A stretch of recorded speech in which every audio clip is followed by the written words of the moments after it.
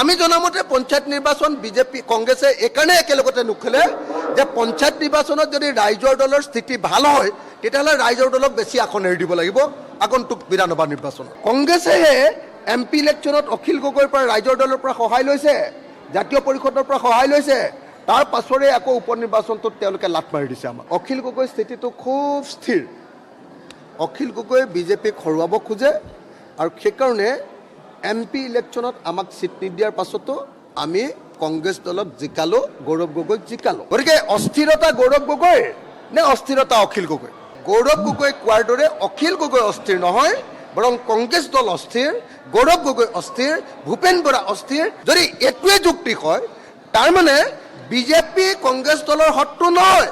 Actually Gaurav Gogoi কালি কোৱা কথাটো মই শুনিছোঁ বাৰু দেই, আজি বাতৰি কাগজত পঢ়িছোঁ যে গৌৰৱ গগৈ কৈছে যে অখিল গগৈৰ স্থিতি নাই।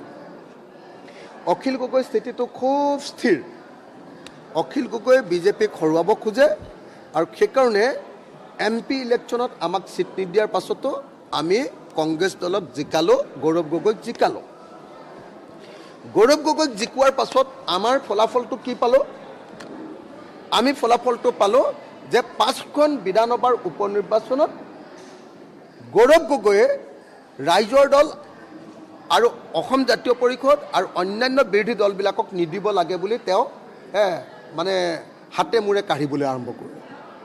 গৌৰৱ গগৈ ভাবিলে যে মই নিজে চিফ মিনিষ্টাৰ হৈ যাওঁ, বেলেগ হ'ব নালাগে।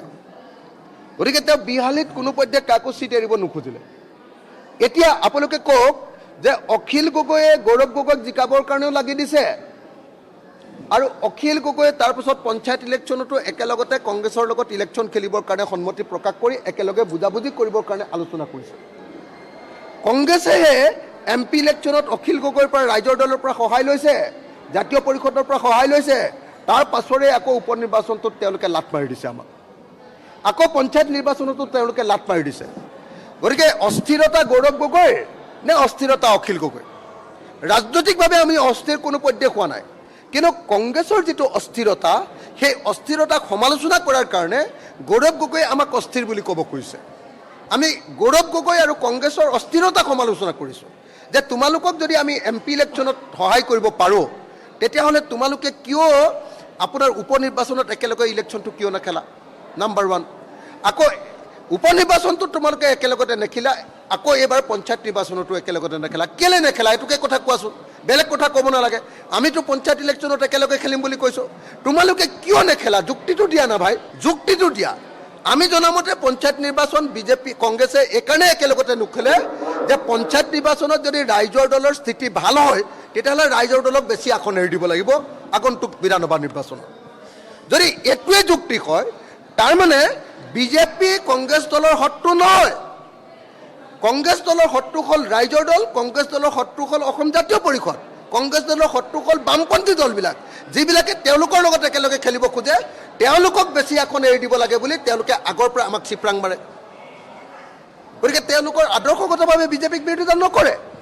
গতিকে আমি স্পষ্ট ভাষাত কৈ দিছোঁ যে গৌৰৱ গগৈ কোৱাৰ দৰে অখিল গগৈ অস্থিৰ নহয়, বৰং কংগ্ৰেছ দল অস্থিৰ, গৌৰৱ গগৈ অস্থিৰ, ভূপেন বৰা অস্থিৰ।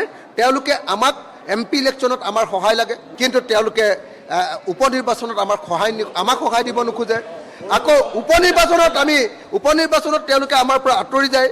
আকৌ যেতিয়া আমি ক'লোঁ যে নহয় পঞ্চায়ত ইলেকশ্যনত একেলগে খেলোঁ, তেওঁলোকে কয় যে পঞ্চায়ত ইলেকশ্যনত একেলগে নেখেলোঁ, বিধানসভা ইলেকশ্যনতহে একেলগে খেলিম। আৰে তোমালোকৰহে অস্থিৰতা, তোমালোকে পঞ্চায়ত ইলেকশ্যনত একেলগে নেখেলা। কেলৈ নেখেলা? চিটবিলাক বিক্ৰী কৰিবৰ কাৰণে নহয় জানো? চিটবিলাক বিক্ৰী কৰি সংখ্যালঘু চিট, মুছলমান চিটবিলাক বিক্ৰী কৰি টকা পায়, আৰু টকা পাই কাৰণে আমি যদি একেলগতে খেলোঁ আমাক কেইটামান চিট দিব লাগিব কাৰণে টকাটো কমিব। সেইকাৰণে কংগ্ৰেছে আমাৰ লগত বুজাবুজি নকৰে। কি কৰোঁ কওক এতিয়া?